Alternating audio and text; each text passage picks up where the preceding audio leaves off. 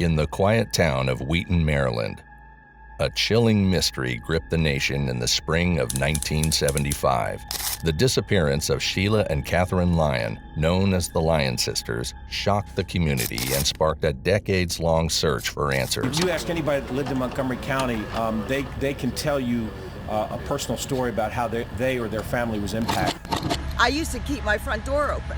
Kids would run in and out, in and out. I didn't keep it open after that.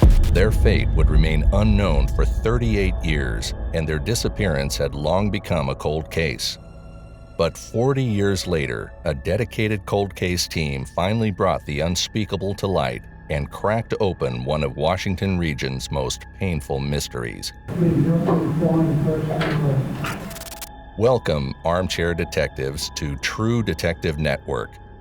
Get ready to uncover the chilling truth behind the haunting tale of these two young girls, their tragic fate, and how the relentless pursuit of justice finally broke open one of America's most notorious unsolved cases, the murder of the Lyon sisters.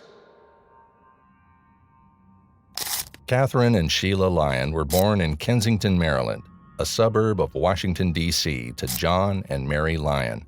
The girls were 2 of 4 children and the only girls born to their parents, with an older brother Jay and a younger brother Joseph completing the family. The Lyon children lived in a close, middle-class household on Pliers Mill Road. Their father was a well-known and popular radio personality at a local radio station. By 1975, both sisters were days away from celebrating their 13th and 11th birthdays, and both had known their parents had planned to take them for a special meal for their birthdays. According to their mother, neither girl could wait for the upcoming occasion. However, in March of 1975, only 5 days before Easter, Katherine and Sheila Lyon took a walk from their home to a nearby shopping mall to get pizza and look at Easter decorations. That was the last time any of the sisters' family or friends saw them alive. When the sisters didn't return home that night, their parents called the police. It was minor news at first. They may have run away, although no one really believed that. Most likely, they just went to a sleepover and forgot to check in with their parents. That was day 1. By day 3, the entire Washington region began to panic. How could 2 blonde girls simply vanish from a busy suburban shopping center only blocks away from their home in broad daylight? It was surreal. No one had witnessed an abduction or heard a scream. There were no signs of a struggle. Immediately after the March 25, 1975 disappearance of the Lyon sisters, police and members of the Kensington community conducted a massive search, one of the largest police investigations in the history of the Washington metropolitan area for the girls. Sadly, the searches produced very little evidence, and, even more unsettling, the extensive searches failed to locate either of the Lyon sisters. Several people had seen Sheila and Katherine talking to a man at the mall with a tape recorder. A neighborhood boy known to both sisters reported to the police that he had seen the girls seated at a bench outside the Orange Bowl speaking with an unidentified man at approximately 1 p.m. The man had been approximately 6 feet in height, well-groomed, conservatively dressed, aged between 50 and 60, wearing a brown suit, and was carrying a briefcase with a tape recorder inside. According to this witness, both the Lyon sisters and other children present spoke into a microphone the man was holding, believing their voices were to be broadcast live on a local radio station. The witness's description of the man carrying a briefcase outside the eatery led authorities to view the unknown person as a prime suspect in the case. He became colloquially referred to by investigators as the tape recorder man. 2 composite drawings of this individual were created. Others described a greasy-looking teenage boy who appeared to be stalking them. A friend of the sisters, a girl slightly older than Sheila named Danette Shea, described to detectives how shortly before the sisters were last seen within the shopping center, a young, long-haired man had followed and stared at Shea and her friends for so long and so intently that one of her friends had confronted him, stating, "Why don't you take a picture of us? It'll last longer." Shay also observed this individual leering at the Lyon sisters.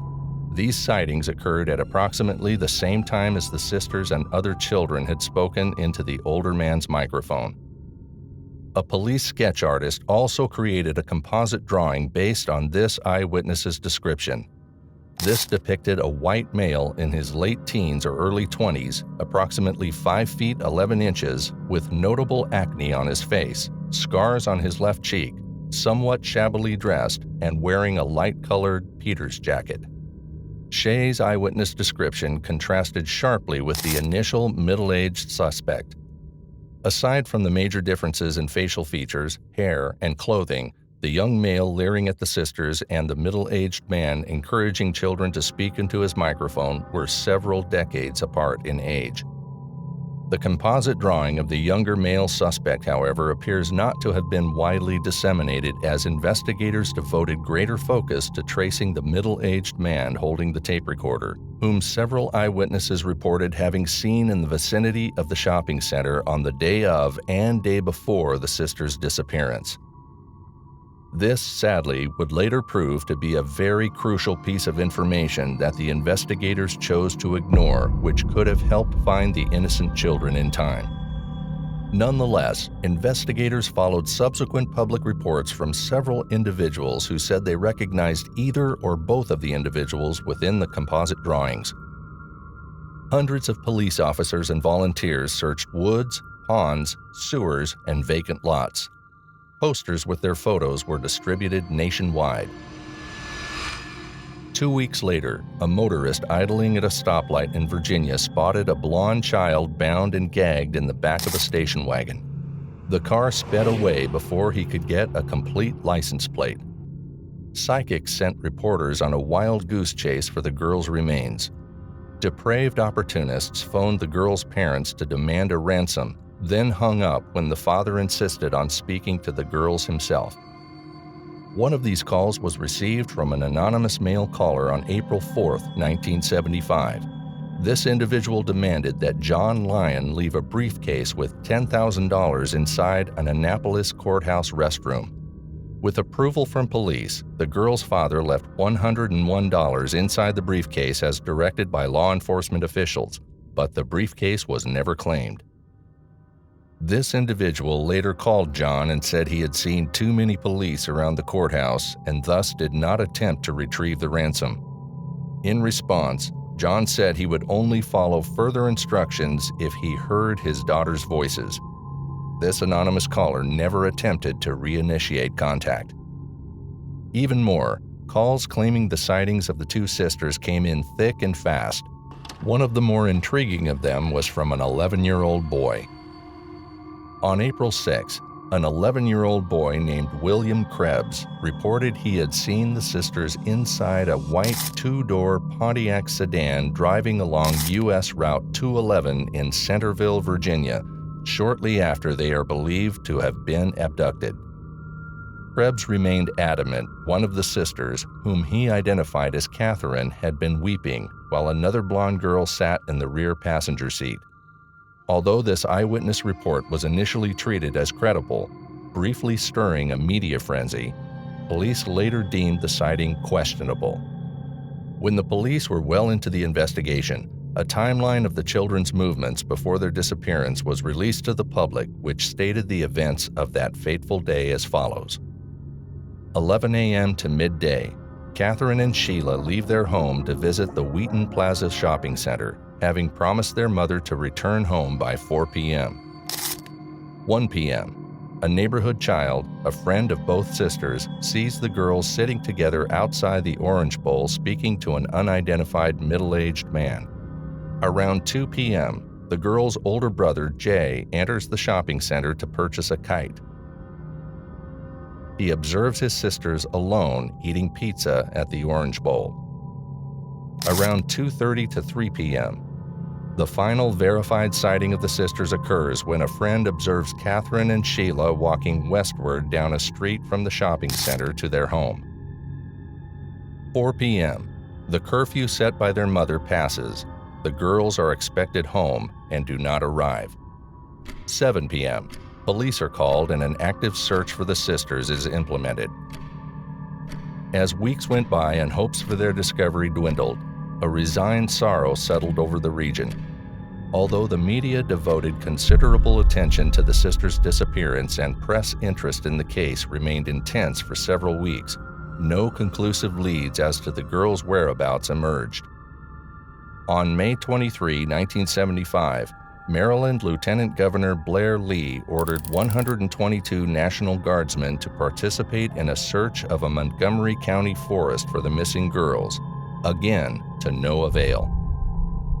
6 months after Katherine and Sheila disappeared, the biggest criminal investigation in Montgomery County history quietly folded. No trace of them was ever found. For decades, the girls' parents, John and Mary Lyon, were unable to find closure. Not only did they not know what happened to their daughters, but they had no clue who took them or why. So it was nothing short of a miracle when decades later, out of nowhere, the police broke the case open. 12-year-old Sheila Lyon and 10-year-old Katherine Lyon left their home and walked to nearby Wheaton Plaza. The girls never returned home. Between late 2012 and early 2013, the Montgomery County, Maryland Police reopened the Lyon sisters' cold case. The police department or anyone who followed the case 39 years ago. Our cold case squad has been able to identify a man who is currently incarcerated as a convicted child sex offender, and we have established that this man was at Wheaton Plaza on that day and may have had contact with the Lyon girls. However, instead of treating the decades-old abduction like an ordinary cold case, detectives decided to comb through the old evidence and explore new leads. The police approached the case in the same manner they would an open case. They worked the old evidence like it was new, and they acted as if Katherine and Sheila might still be alive, reviewing every record preserved from the original investigation. To defile Sheila and Katherine Lyon. Welch, a sex offender, is in jail in Delaware. The police say the 40-year-old investigation is continuing. Sergeant Chris Homrock encountered Lloyd Lee Welch's original statement. Critically, Homrock noticed a mugshot taken of Welch in 1977 about a burglary which closely matched the 1975 composite drawing of the young Caucasian man whom witnesses stated had leered at the Lyon girls within the Wheaton Plaza shopping center shortly before their abduction. At the James T. Vaughn Correctional Center, Lloyd Lee Welch was nearing the end of a 29-year sentence for child molestation at the time of his first interview with investigators. What is more incredible is that the investigators in 1975 had also taken interest in Lloyd Lee Welch Jr., who was aged 18 at the time. In fact, it was Welch who himself came to the security guards back then to provide information on the missing girls. On April 1, 1975, Lloyd Lee Welch Jr. traveled to the shopping center to specifically inform a security guard he had seen a man matching the police description of the suspect at the premises on March 25. Welch corroborated existing eyewitness accounts of seeing the girls converse with this individual carrying a tape recorder and microphone, also describing overhearing the man state to the sisters he recorded people's voices and put them on the radio. According to Welch, the older sister had giggled upon hearing this. Welch's statement further elaborated he had subsequently seen the man forcing the distressed children into a red Camaro with white upholstery before hurriedly driving from the scene. Welch was interviewed at a nearby police station. He provided a 6-page statement detailing the account he had outlined and consented to a polygraph test. When informed he had failed the test, Welch admitted he had provided false information. Reportedly, Welch received a lecture about lying to the police before he was allowed to leave the police station. A 1-page report was placed on top of the transcript of Welch's statement with the words, "Polygraph lied," written atop the document. Throughout the interview, interrogators knew he was lying. They pegged him as an attention-seeking loser and dismissed him in disgust. But after nearly 38 years, the police would finally zero in on Welch again, and this time with much more purpose. The person of interest is Lloyd Lee Welch, also known as Michael or Michael Welch. Investigators have established the fact that Welch was at Wheaton Plaza on March 25, 1975. We've also established that Welch was observed paying attention to the Lyons. Welch had accrued an extensive criminal history between 1973 and 1997 for offenses including rape, domestic violence, and assault with a knife, and was serving a 29-year sentence within the James T. Vaughn Correctional Center for the molestation of a 10-year-old girl in Delaware. The detectives secured a prison interview with Welch. This interview was conducted on October 16, 2013, and lasted 8 hours. The initial interview with Lloyd Lee Welch Jr. would turn out to be very informative and telling for the officers. Initially, investigators feared Welch would refuse to speak with them. However, on the first day of formal interview, Welch spoke for many hours, beginning his conversation with the statement, "I know why you're here. You're here about those 2 missing kids." In response, Detective David Davis placed a photograph of the Lyon sisters before Welch, stating, "These 2 little girls here have never been found, and their parents are damn near 80 years old and have no idea what happened to their daughters. That's why we're here to talk to you." In this initial interview, Welch acknowledged observing the sisters near the shopping center on the date of their disappearance, although he denied being present within the premises. He then expanded his admission to claim to have seen a guy putting 2 girls in the back of a car. It didn't look right. One of them was crying. Asked his personal opinion as to what fate he believed had befallen the girls, Welch replied, "My opinion is that someone killed them and raped them. He probably burned them. I don't know." The investigators continued trying to uncover as much as they could about Welch. They learned that his mother was killed when the car driven by his drunken father Lee crashed. Lloyd Welch was a passenger. He was placed in foster homes, ran away, and started using drugs as a teenager, according to court records. As an adult, he traveled around the country, sometimes hitchhiking, and at one point started a landscaping business in South Carolina. In that state, he was also convicted of sexually assaulting a 10-year-old. Officials initiated a new, intensive investigation involving 2 generations of Welch family members. Detectives were undaunted. They interviewed dozens of witnesses and rigorously prosecuted those who refused to talk. Phones were tapped, and properties in 2 states were searched. On Taylor Mountain in West Virginia, investigators organized excavations on Welch's ancestral land. Sketch matched a mugshot of Lloyd Welch. 40 years later, Welch was in a Delaware jail, convicted of sexually assaulting a 10-year-old girl. He has no compassion, no humanity, and he's right where he needs to be. As detectives gathered Welch's history, they repeatedly returned to interview him in Delaware. He would talk for hours, shifting his story and offering names of relatives he said he had seen abduct the Lyon girls and hold them captive. He also named relatives he said he had seen abuse and kill at least one of the girls. It was that final claim of him witnessing a murder that detectives tried to coax from Welch in detail in their May 12, 2015 visit. "This is me doing my job," Montgomery County Detective David Davis told Welch at the time. "And this is you trying to figure out a way to explain what you saw, what your involvement was, and what we can prove and disprove. And I hope that makes sense to you." "Yeah, it does," Welch said, according to court filings. Welch started to describe the house where he said he and his girlfriend sometimes stayed in 1975 in the area of Hyattsville, Maryland, just outside of Washington. His father and stepmother lived there, he said, adding that it had a concrete, dungeon-like basement with access only from a rear external door. They were ultimately able to locate the basement where the sisters had been imprisoned and raped for several days, the room in which they had been murdered, and the site on Taylor Mountain where their bodies had been destroyed. Welch said he was in the basement in the days after the girls were abducted and saw his father and an uncle dismember one of the Lyon sisters. The older man threatened him, Welch said, and forced him to clean up the remains and take them to family land in Bedford.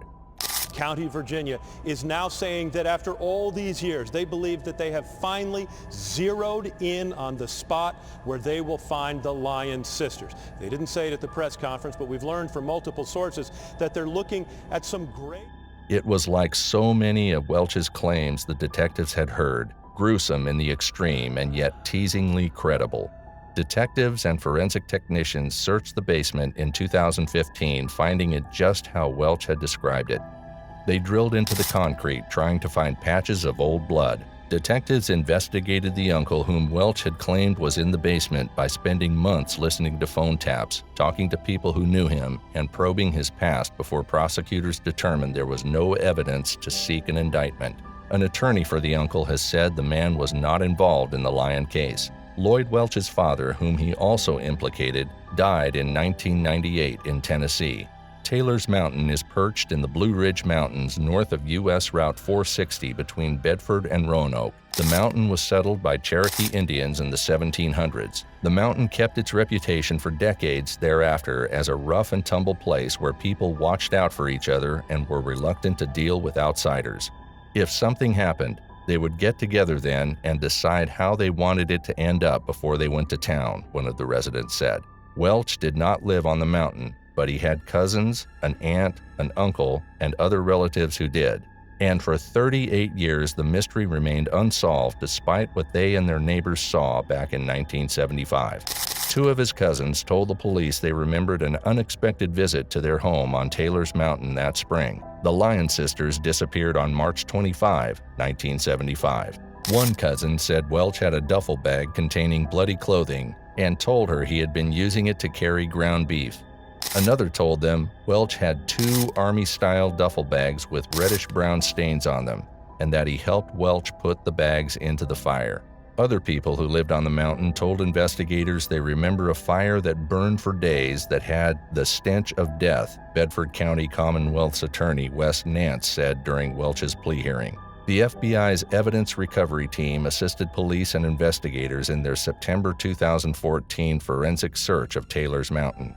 The sole physical evidence recovered consisted of several small degraded bone fragments of human origin, a single human tooth, a section of charred wire potentially originating from Sheila's wire-rimmed glasses, and remnants of a beaded necklace or bracelet similar to the one habitually worn by Katherine.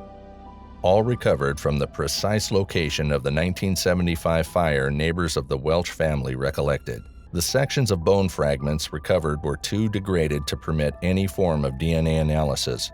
The recovered tooth was lost just before analysis could be conducted. Although luminol testing upon the floors and outer walls of the household basement of Welch's uncle had proved negative, a similar May 2015 forensic examination of the rear room of the basement of his father's home revealed extensive traces of blood from the concrete floor to the ceiling, indicating a human, humans, or an animal had at one point been slaughtered in this location. These developments proved sufficient to charge Welch with the murders. By the time of Welch's indictment, cold case investigators had devoted over 16,000 hours to the reinvestigation of the sisters' disappearance, had issued over 50 search warrants, and conducted over 100 formal interviews with family members, eyewitnesses, and other persons of interest. Confronted with the evidence, Welch confessed. In September 2017, he pled guilty to 2 counts of felony murder and was sentenced to 48 years in prison. It was scant comfort to the Lyon family, who had waited almost the same amount of time for a resolution. They have treated Sheila and Kate as if they were their own sisters or daughters. Wearing a bright orange prison jumpsuit, Lloyd Lee Welch, 60, stood before a judge and admitted he took part in the abduction of the sisters, ages 10 and 12, who were last seen at the Wheaton Plaza Mall where they had gone to have lunch, see friends, and look at Easter decorations. I pled guilty to felony first-degree murder, Welch said, for each of the 2 counts. Welch did not admit to directly killing either girl, but he was held accountable for their deaths in the commission of abduction with intent to defile. Welch was sentenced to 48 years in prison as part of an earlier agreement with prosecutors. Given his age and the fact that he still has to finish a prison sentence in Delaware for the unrelated sexual assault of a 10-year-old, it is unlikely Welch will ever be released. He was prosecuted in the Lyon sisters case in Bedford County, about 320 kilometers southwest of Washington, because authorities believe at least one of the girls may have been buried there. Thank you, and it's been a long time, and we're tired, and we just want to go home. Left unanswered is who, besides Welch, was involved in the Lyon sisters' deaths, where they were killed, and where the bodies are. Authorities have said other people who took part in the murders are either dead or their roles could not be proven. "It keeps me up at night," one of the investigators said recently. Faced with the challenges of a 42-year-old case in which key witnesses have died, forgotten details, or been uncooperative, and with the added burden of Welch's shifting and contradictory statements, Welch's guilty plea was seen by many as extraordinary. "I think what they did was unprecedented," says Robert Lowry, an executive at the National Center for Missing and Exploited Children. Lowry said it's frustrating not to know the full story, but commended the investigators for learning what they could. Asked after the plea if anyone else escaped justice, Wes Nance, the Bedford County Commonwealth Attorney, said, "I think that is an open-ended question." The meticulous 4-year-long interrogation, investigation, and prosecution of Lloyd Lee Welch Jr. drove home key lessons that could apply to any cold case investigation. Discounted suspects deserve a second look. Based on Welch's demeanor and clumsy lies, police couldn't believe he possessed the criminal cunning necessary to abduct 2 adolescent girls without attracting attention. Indeed, some detectives today still believe he was assisted by family members who remain persons of interest. Regardless, the failure of police to take Welch seriously as a suspect not only delayed justice, but left him free to assault other children over the next several years. And second, evidence can still be obtained decades later. Despite the lack of a body and lack of cooperation by witnesses, investigators were still able to amass enough admissible evidence to compel Welch to plead guilty. It was intolerably sad to finally learn the truth about Sheila and Katherine, but also a relief. After 42 years, one of the D.C. metro area's most high-profile cold cases came close to a resolution. Thank you, Armchair Detectives, for joining us on this journey into the Lyon sisters case. Your dedication is invaluable. Stay tuned to True Detective Network for more mysteries every week. Don't forget to subscribe for weekly true crime updates. Keep sleuthing, Armchair Detectives, and let's continue seeking justice together.